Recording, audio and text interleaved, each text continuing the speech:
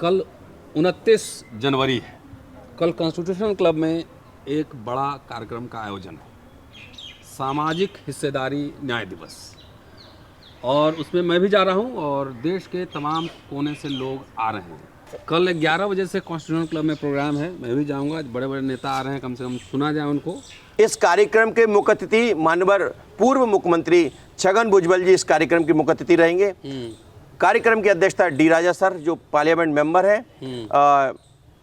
हमारे साथ अली अनवर साहब जो पशवानदा आंदोलन में काम आंदोलन में काम किया है, वो आ रहे हैं। हमारे साथ पी विल्सन सर जो डीएमके के सांसद हैं, वो कार्यक्रम के विशेष अतिथि हैं। हमारे साथ सर हमारे देश के हमारे लिए तो एक मार्गदर्शक और आइकॉन है हमारे सर रतन लाल जी, दिलीप मंडल सर और हमारे लक्ष्मण यादव जी, तमाम सारे हमारे जो बड़े बड़े जो सीमा कुशवाहा और पप्पू यादव, तमाम सारे राजकुमार सैनी जी, तमाम सारे ओबीसी के और एसटी के जो हमारे एक्टिविस्ट हैं, वो सभी लोग उस कार्यक्रम में आ रहे हैं।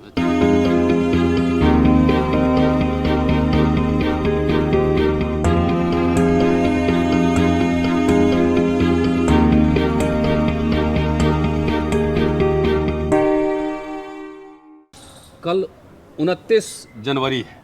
कल कॉन्स्टिट्यूशन क्लब में एक बड़ा कार्यक्रम का आयोजन है, सामाजिक हिस्सेदारी न्याय दिवस, और उसमें मैं भी जा रहा हूं और देश के तमाम कोने से लोग आ रहे हैं।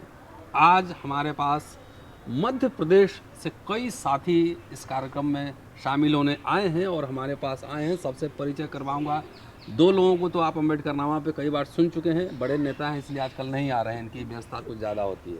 महेंद्र सिंह लोधी हैं, इधर इनको दिखाइए। धर्मेंद्र कुशवाहा हैं और 2 बार इनको सुन चुके हैं आप। लोकेंद्र गुर्जर इधर हैं और हमारे बगल में इस साइड में प्रजापति साहब हैं, पूर्व विधायक हैं और काशीराम जी के साथ काम कर चुके हैं।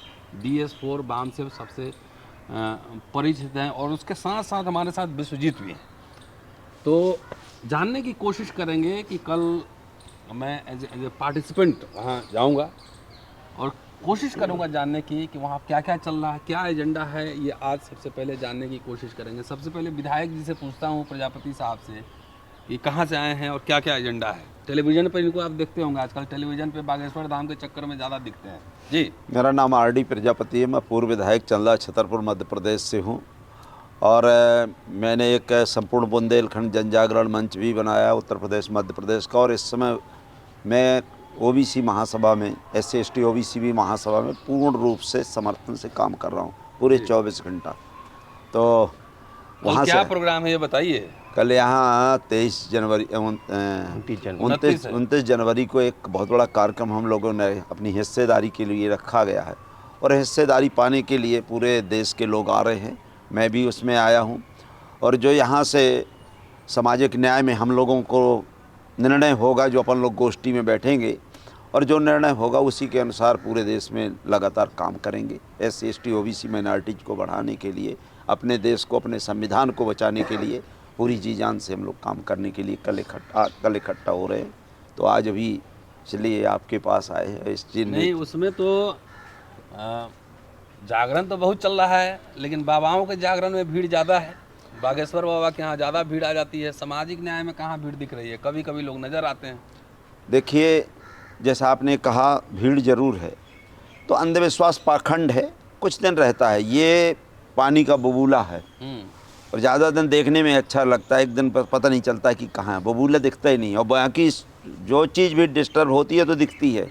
ये पानी के बबूले हैं और इनका कोई अस्तित्व नहीं है। और ये लोग क्या है, पाखंड फैलाकर पूरे देश को बर्बाद करना चाहते हैं और हमारा जो संविधान को बर्बाद कर ये मनुस्मृति लागू करना चाहते हैं पुराने ग्रंथों में, जिसमें हम मानवीय सम्मान नहीं है, जिसमें मानव को नर की जीवन जीने के लिए बाध्य होना पड़ता है और पशु पक्षियों की तो इज्जत करते हैं, यहाँ तक मैला खाने वाले कुत्ते की इज्जत करते हैं, लेकिन इंसान की इज्जत नहीं करते। तो अभी किस पार्टी में है? मैं अभी सपा में हूँ। अच्छा, समाजवादी पार्टी साहब वहाँ मोर्चा संभाले हुए रामचरितमानस? नहीं, बहुत बढ़िया कर रहे हैं, मैं उनका समर्थन करता हूँ और मैं उनका बिहार के शिक्षा मंत्री का भी समर्थन करता हूँ। आपका नाम विश्वजीत है ना? जी, क्या जी। करते हैं? मैं वकालत करता हूँ सर, कहाँ पे? Gwalior district court high court. अच्छा, ग्वालियर में। तो यहाँ आए हैं, क्या प्रोग्राम है? 29 जनवरी को कल जो है सामाजिक न्याय अधिकार दिवस हम लोग मना रहे हैं। और मध्य प्रदेश में जिस तरीके से हम जातिगत जनगणना के लिए लड़ाई लड़ रहे हैं, वहाँ के स्थानीय जो मुद्दे हैं दलित पिछड़ों के, आदिवासियों के, उनके लिए हम जो लड़ाई लड़ रहे हैं मध्य प्रदेश के हर जिले में लड़ते हैं। प्रदेश के तमाम प्रदेशों के मुख्यालयों पर लड़े हैं और उससे पहले दिल्ली में भी हम देश की राजधानी में लड़े हैं। कल भी हम जो है देश की राजधानी दिल्ली में उस लड़ाई को लड़ने जा रहे हैं और जहाँ एक बड़ा कार्यक्रम करने जा रहे हैं जिसमें जातिगत जनगणना की संपूर्ण भारत में कराए जाने की मांग बहुत बुलंद की जाएगी। और तमाम सारे एक्टिविस्ट जो सामाजिक न्याय के एक्टिविस्ट हैं देश भर के, वो उसमें उपस्थित हो रहे हैं और वो अपनी आवाज़ बुलंद करेंगे और इस आवाज़ को देश की सरकार तक पहुंचाने का काम करेंगे। लोकेंद्र हमारे साथ हैं और इंटरप्रेन्योर भी हैं, बिजनेस भी करते हैं। और लोकेंद्र गुर्जर, दिल्ली एनसीआर में गुर्जर समुदाय की संख्या काफ़ी प्रभावशाली है और समृद्ध लोग भी हैं। मध्य प्रदेश में आर्थिक स्थिति ठीक नहीं है, मतलब थोड़ी कम है। हाँ, तो ये जानना चाहते हैं कि ज़्यादातर जो गुर्जर समुदाय के लोग हैं, अभी तक हमने देखा है कि बीजेपी के समर्थक बहुत संख्या में हैं। और ये सवाल आप सभी से भी है कि जाति जनगणना के सवाल पर या आरक्षण के सवाल पर या प्रतिनिधित्व के सवाल पर सरकार एकदम कुंडली मार के बैठी है, लेकिन तब भी हमारे बहुजन लोग जो है वो उधर ही वोट दिए जा रहे हैं, झंडा ले घूम रहे हैं। कल क्या अपील करने वाले हैं? देखिए सर, जैसे कि कल हमारा जो सामाजिक हिस्सेदारी दिवस कल हम मना रहे हैं, उसमें हम सावित्रीबाई फुले जी की जयंती और फातिमा शेख जी की जयंती, कर्पूरी ठाकुर जी की जयंती, और सबसे बड़ी बात जो मंडल मसीहा के तौर पर शरद यादव जी जो जाने जाते हैं, वो उस दुनिया में हमारे मध्य प्रदेश की धरती से हैं, वो नहीं हैं।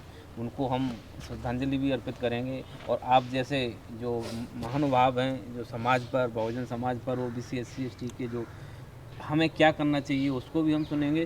सर, आपने जो एक क्वेश्चन अभी किया था कि लोग क्यों उसके बाद भी बीजेपी को वोट किए जाते हैं, वह हक अधिकार छीने जा रहे हैं और कुंडली मारे बैठे हुए हैं। सर, क्या होता है कि कोई भी चीज़ किसी को बेवकूफ़ एक बार बनाया जाता है, बार बार नहीं बनाया जाता। जिस तरीके से मध्य प्रदेश में तो कई बार से बन रहा है। नहीं सर, मध्य प्रदेश में अभी मध्य प्रदेश में ओबीसी SC ST ने सत्ता परिवर्तन कर दिया था। जो उनका जो पहले से जो बेवकूफ़ बना के खनन माफियाओं के द्वारा, ज़मीन माफियाओं के द्वारा जो पैसा इकट्ठा किया गया था, उस पैसा का दुरुपयोग करके सत्ता को खरीदा गया है। कुछ जो हमारे ही लोगों ने, जो ओबीसी SC ST जिन पर भरोसा करके उनको चुनाव जिताकर मध्य प्रदेश विधानसभा में भेजा था, वही लोग बिक गए। तो क्या कर सकते हैं? मैं फिर आपसे कह रहा हूँ, लीडर नहीं डीलर हो गया। बिल्कुल डीलर हैं। और आपसे मैं आज आप इस अम्बेडकर नामा के मैं और बाबा साहब के सामने मैं ये बात कह रहा हूँ कि 2023 में OBC SC ST Madhya Pradesh में बहुत बड़ा बदलाव करेगा। यदि आप देखते जाइए, कभी समय ऐसा ना हो कि बीजेपी कांग्रेस दोनों खड़ी रह जाएं और ओबीसी SC ST जो मूवमेंट के लोग जाने क्या कर जाएं। आपने देखा होगा एक बार असम में स्टूडेंट पॉलिटिक्स करते करते ही लोगों ने असम गण परिषद ने चीफ मिनिस्टर, मंत्रिमंडल सब बना लिया था। ऐसा मध्य प्रदेश में भी ये संभव है।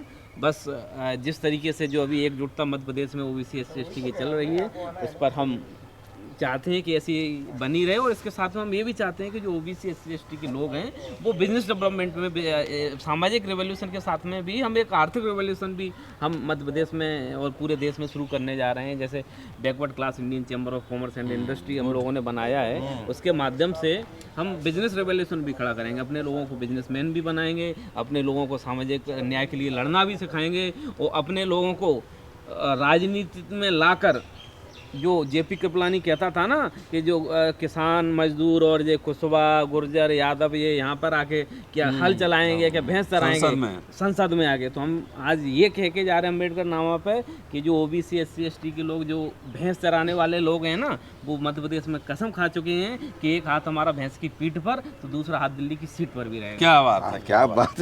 क्या कुशवाहा साहब, क्या चला कल, क्या एजेंडा है? कल ओबीसी महासभा के तत्वाधान में 29 जनवरी को कॉन्स्टिट्यूशन क्लब में सामाजिक हिस्सेदारी न्याय दिवस एवं सम्मान समारोह का आयोजन किया गया है, जिसमें मंडल जनक शरद यादव जी का अर्धांजलि का कार्यक्रम रखा है। उसके साथ जो देश में लगातार, पूरे देश में एक ही इशू चल रहा है, जो जातीय जनगणना का मुद्दा, उसको लेकर कल पूरे देश के बड़े बड़े एक्टिविस्ट आ रहे हैं, बड़े बड़े राजनेता जो इस जनगणना के मुद्दे पर लगातार रात दिन इस काम को कर रहे हैं। वो उस कार्यक्रम को कॉन्स्टिट्यूशन क्लब के अंदर 11 बजे कार्यक्रम का आयोजन किया जाएगा। वहाँ पर एक रणनीति तय होगी उस कार्यक्रम में कि जनगणना के मुद्दे को जिस प्रकार से जब केंद्र की सरकार और प्रदेशों की सरकार ये कुंभकर्ण की तरह सो रही है, हम लगातार रोडों पर काम कर रहे हैं, लेकिन ना हमारी जनगणना कराई जा रही। और देख लीजिए, जनगणना एक देश के अंदर एक बहुत बड़ा ज्वलंत मुद्दा हो चुका, जिस जाति जो वर्ग है, जो 85% SC/ST OBC के लोग हैं, जो इस देश में हर चीज़ को जो धन देने वाले, जो फसल देने वाले, लगातार काम करने वाले, पूरी इस देश को बनाने वाले लोगों की आज पहचान नहीं है। उसके लिए लगातार OBC महासभा और तमाम सारे एक्टिविस्ट उस काम को कर रहे हैं। कौन कौन लोग आ रहे हैं, नेता लोग कौन कौन आ रहे हैं? इस कार्यक्रम के मुख्य अतिथि माननीय पूर्व मुख्यमंत्री छगन भुजबल जी इस कार्यक्रम के मुख्य अतिथि रहेंगे। कार्यक्रम की अध्यक्षता डी राजा सर जो पार्लियामेंट मेंबर हैं। हमारे साथ अली वनवर साहब जो पशवाना आंदोलन में आंदोलन में काम किया है, वो आ रहे हैं। हमारे साथ पी विल्सन सर जो DMK के सांसद हैं, वो कार्यक्रम के विशेष अतिथि हैं। हमारे साथ सर हमारे देश के हमारे लिए तो एक मार्गदर्शक और आइकॉन है हमारे सर रतन लाल जी, दिलीप मंडल सर और हमारे लक्ष्मण यादव जी, तमाम सारे हमारे जो बड़े बड़े जो सीमा कुशवाहा और पप्पू यादव, तमाम सारे राजकुमार सैनी जी, तमाम सारे OBC के और SC के जो हमारे एक्टिविस्ट हैं, वो सभी लोग उस कार्यक्रम में आ रहे हैं। चलिए लोधी साहब। जी सर। तो आजकल आपके लीडर हैं वहाँ, बहुत फायर ब्रांड लीडर, सब काम आप ही लोग कीजिएगा कि उनके लिए भी छोड़ा है? किसके लिए? उमा भारती जी हैं वहाँ, बड़ी नेता हैं। देखिए, उमा भारती जी एक क्या है ना, RSS के द्वारा प्रायोजित एक ऐसी OBC समाज की बेटी हैं जिन्होंने मतलब कभी सोचा ही नहीं OBC वर्ग के लिए। अच्छा। सिर्फ RSS ये कहता रहा हमेशा से कि ये पिछड़ों की नेता है, लेकिन एक काम बता दो कि पिछड़ों के लिए किया हो। मंत्री बन गए लोग, समाज खुश हो जाता है, क्या जरूरत है? मुझे तो एक मतलब मैं पूरी मीडिया को चैलेंज करता हूँ आपके माध्यम से, और उमा जी को भी मैं चैलेंज करता हूँ कि एक कोई ऐसा काम बता दीजिए कि आपने OBC वर्ग के लिए किया हो। आखिर कैसे RSS के लोग बोलते हैं कि पिछड़ों की नेता है? मीडिया में भी कई बार मैं सुनता हूँ, भाई एक कोई बता दे कि इन्होंने 70% आरक्षण के लिए कभी धरना दिया हो, जाति का जनगणना की कोई बात की हो। मीडिया के सब हिंदू है तो क्या जरूरत, हिंदू है सब। कौन? अगर वो हिंदू होती, मैं अब खुद बोल रहा हूँ, आपके सामने बोल रहा हूँ, अगर वाकई वो हिंदू हैं तो मुझे बताएं वो कि उनको मुख्यमंत्री कुर्सी से कैसे हटाया गया था उस समय। झंडा तो बहुत सारे चढ़ा रहे हैं, कितने लोग जेल जा रहे हैं, फिर पिछड़ा कोई न बनाया गया? क्यों? मुख्यमंत्री हो गया समाज को क्या जरूरत है? RSS की प्रयोगशाला से बनाया गया मुख्यमंत्री है शिवराज सिंह चौहान। ये कोई OBC नहीं हुए। अगर OBC होते वो तो यहाँ पे अभी कौन गाली देके गया है उनको? करणी सेना के लोगों ने गाली दी शिवराज सिंह चौहान को तमाम प्रकार की, जो आपके सामने भी नहीं बोल सकते। और वो OBC महासभा है सिर्फ इस नाम के कारण कि वो धाकड़ समाज से आते, और हम लोगों ने उनका विरोध किया और उनको सरेंडर होना पड़ा। और शिवराज सिंह चौहान क्योंकि RSS गुलाम लोग हैं, RSS की प्रयोगशाला से OBC बनाए गए हैं, इसके कारण वो खुद ही माफी मांग लिया। तो हम लोग तो अपने समाज के लड़ते हैं, और ये निश्चित है वो तो CM है, हमें तो अकेले इंडिविजुअल था तभी मैंने CM माफी नहीं है साहब। हम तो लड़ रहे, नॉर्मल व्यक्ति को गाली नहीं दे सकते आप। संविधान है जब, नॉर्मल व्यक्ति को नहीं दे सकते। उनको शिवराज सिंह चौहान को गाली दी गई है करणी सेना के द्वारा, और कई वीडियो वायरल हुए हैं। तो मैं आपको बताना चाहूँगा, शिवराज सिंह चौहान और इनकी ये जो प्रयोगशाला थी ये खत्म होने वाली है। 2023 में नई प्रयोगशाला बनेगी। OBC महासभा, जैस भीम आर्मी, तमाम जितने भी संगठन हैं वो सब मिलके एक नया गढ़ तैयार कर रहे हैं। कब विधानसभा चुनाव है? आने वाले 6-8 महीने बाद विधानसभा चुनाव है वहाँ पे। देखिए सर, एक चीज़ और बता दूंगा आपको, सिंपल समझना है। अभी तक चलता क्या रहा है कि लोग ना ये सोचते रहे कि ये जाति बहुत मजबूत है, ये ऐसा है वैसा है, लेकिन रियलिटी ये है, जब तक ब्राह्मणवाद है तब तक इस देश में लोधी, कुर्मी, काची, कुशवाहा, प्रजापति, रजक, साहू, 3733 जातियों की कोई वैल्यू नहीं है, ना इनकी कोई वोट की वैल्यू। कौन रहा है? यही लोग ढो रहा है ना? नहीं, अब ढोएंगे नहीं ना हम लोग। हम लाखों की तादाद में सड़कों पर उतरे हैं सर। भोपाल में 3 बार हम मुख्यमंत्री घेराव कर चुके हैं, 3 बार हम मध्य प्रदेश बंद कर चुके हैं, और हम लाखों ज्ञापन दे चुके हैं जनगणना के लिए। इसीलिए अब आए हैं दिल्ली और यहाँ पे हम डिसाइड करने वाले हैं कि किसानों जैसे आंदोलन करेंगे हम चुनाव के पहले मत चलिए। हिलाने के लिए। कल कितने बजे से प्रोग्राम है? 11 बजे। कल 11 बजे प्रोग्राम सर। कल 11 बजे से कॉन्स्टिट्यूशन क्लब में प्रोग्राम है, मैं भी जाऊंगा। बड़े बड़े नेता आ रहे हैं, कम से कम सुना जाए उनको। और चलते चलते प्रजापति जी से एक सवाल, सोशल एक्टिविस्ट हम लोग भी हैं और छोटा सा जवाब इसका चाहिए कि समाज तो आंदोलन कर ही रहा है हर समय। कॉन्स्टिट्यूशन क्लब, जंतर मंतर, खाली सामाजिक संगठन ही आंदोलन कर रहा है। ये नेता लोग की चुप्पी क्यों है? अभी देखिए अडानी समूह में जो 4 लाख करोड़ का एक भट्टा बैठ गया एक ही दिन में, सारा कुछ निजीकरण हो रहा है, जातीय जनगणना नहीं हो रहा है। ये नेता लोग क्यों चुप है, क्यों आवाज़ नहीं निकल रही?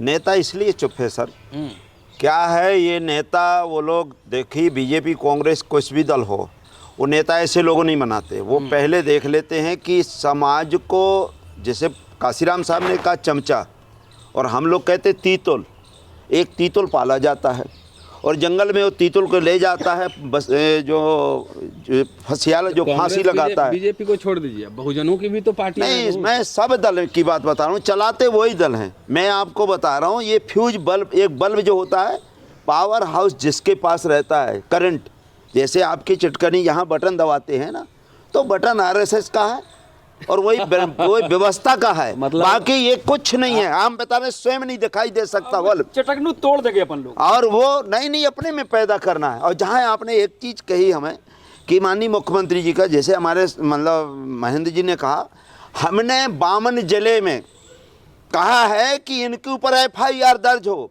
चूँकि हमारा भाई है, भले वो अपनी बहन बेटियों को कह दे मैं माफ़ी मांगूँ। यही माफ़ी मांगते मांगते बाबा साहब अम्बेडकर ने कहा था कि जुर्म करने वाले से ज़्यादा जुर्म सहने वाला दोषी है, इसलिए हम तो कह रहे वो दोषी है। जुर्म करने वाले से हमारी बहन बेटियों के साथ अन्याय नहीं होगा, अगर वो अन्याय करेंगे तो हम अन्याय नहीं होने देंगे। हमने पूरे ज्ञापन दिया और स्वयं गए कि FIR दर्ज हो। विधायक रहे हैं, नेता हैं अभी, और इनके बेटा भी विधायक है बीजेपी से। ये सुन लीजिए। और मुख्यमंत्री को भी आके संगठन वाले कुछ गाली दे के चले जाते हैं, लेकिन रीढ़ इतनी नहीं है, औकात नहीं है कि इसको रेसिस्ट कर सके। समाज किस स्थिति में है ये समझने की ज़रूरत है। और ये सब चर्चा इसलिए चला रहा हूँ, कम से कम आप सोचिए, कम से कम दिमाग में बल दीजिए और कम से कम नेताओं से सवाल तो ज़रूर पूछिए। कल 11 बजे आ रहा हूँ कॉन्स्टिट्यूशन क्लब, आप आस पास हो तो ज़रूर आइए। शुक्रिया, जय भीम, देखते रहिए अम्बेडकर नाम।